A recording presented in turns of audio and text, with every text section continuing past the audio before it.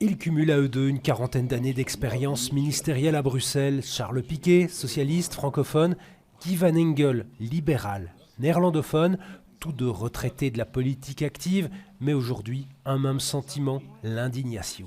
Ça m'attriste et ça me fâche. L'institution bruxelloise est en péril, la région est en péril.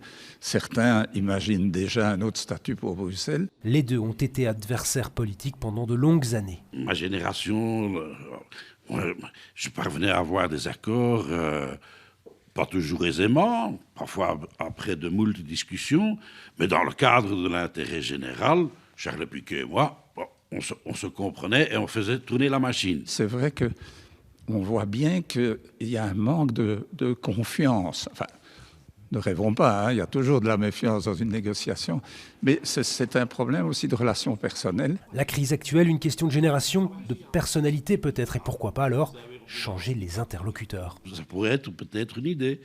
Hein. Qui ça? Oh, allez, pour vous donner une idée. Moi, je trouve que le ministre Quintin est maire, qui est un Bruxellois, qui connaît bien, qui est un diplomate d'ailleurs, pourrait faire, en tant que Bruxellois, une bonne affaire pour négocier quelque chose à Bruxelles. Je vois le bourgmestre de la ville de Bruxelles, M. Claus, qui lui a déjà une majorité avec le MR et qui fonctionne bien. Pourquoi ces deux-là ne pourraient pas une fois se voir et essayer de convaincre leurs partis respectifs à se mettre d'accord? Mais cela ne résout pas le problème de majorité côté néerlandophone. Question de génération ou pas, c'est bien là que le bas blesse. Que les francophones, de grâce, ne s'en occupent pas, que Mme Van den Brand prenne ses responsabilités.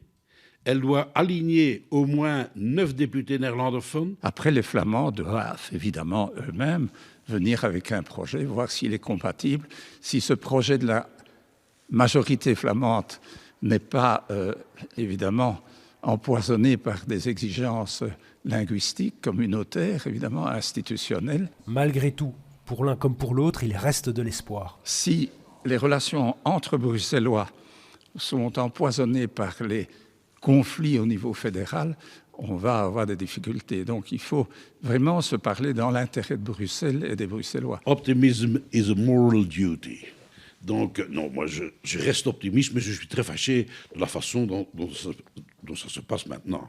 Il y a moyen de faire mieux et autrement et de ne pas perdre autant de temps. Reste que l'espoir est mince et que plus que jamais, à 600 jours des élections, on n'aura jamais été aujourd'hui aussi loin d'un accord. J'étais le meilleur élève de la classe belge.